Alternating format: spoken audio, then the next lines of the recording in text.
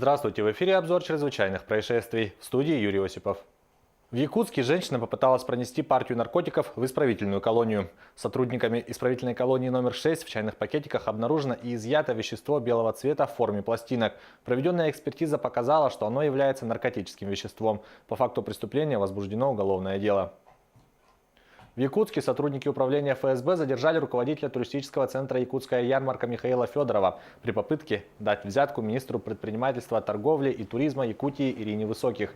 Денежные средства предлагались за покровительство при заключении и выполнении госконтрактов, в том числе при организации и проведении ежегодной выставки «Бизнес-Экспо».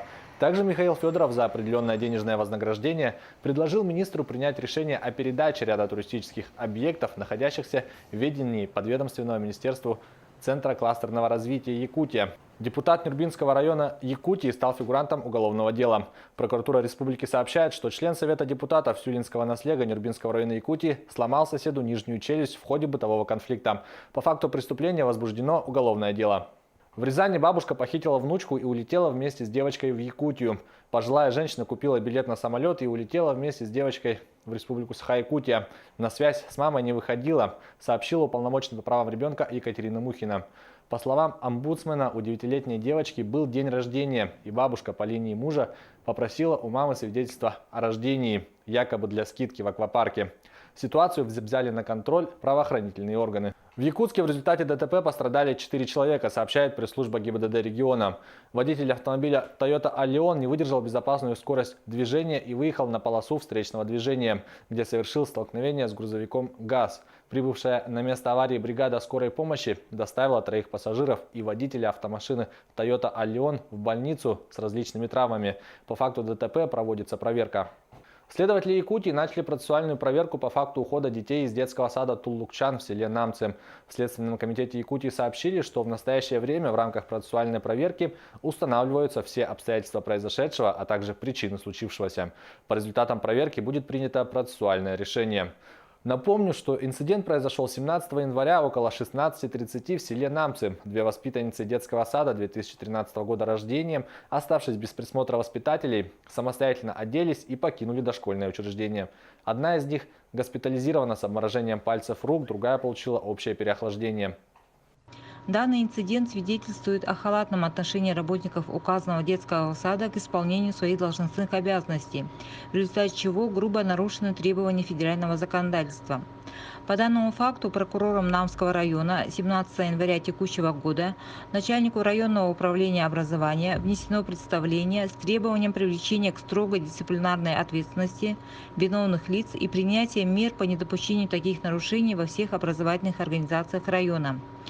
Отделом МВД России по Намскому району проводится процессуальная проверка на предмет наличия признаков состава преступления, которая находится на контроле прокуратуры. В Свердловской области завершено расследование уголовного дела по факту массовых беспорядков. Перед судом предстанут 19 жителей Екатеринбурга и Нижнего Тагила.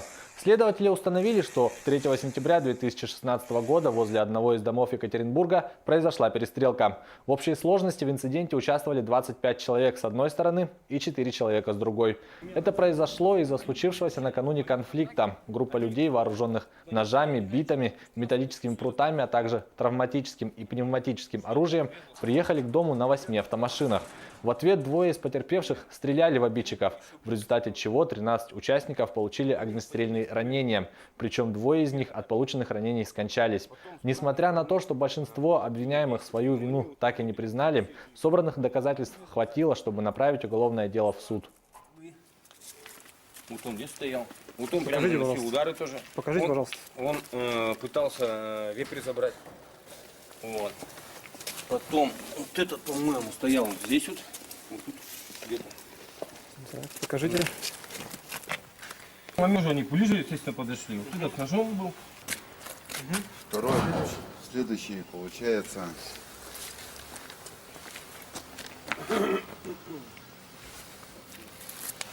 «21-й» тоже.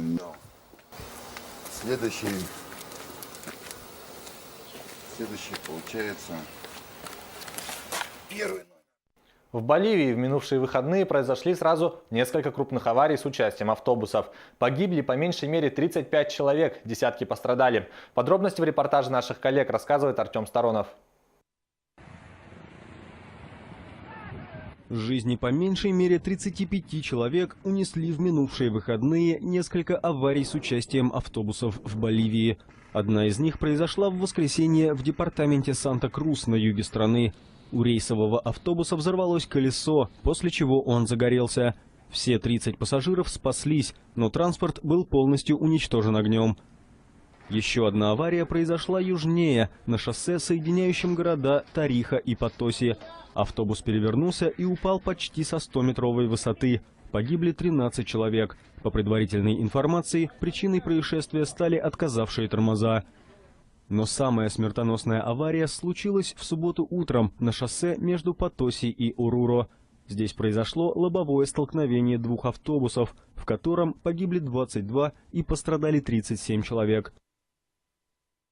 Это была рубрика «Чрезвычайные происшествия». Берегите себя.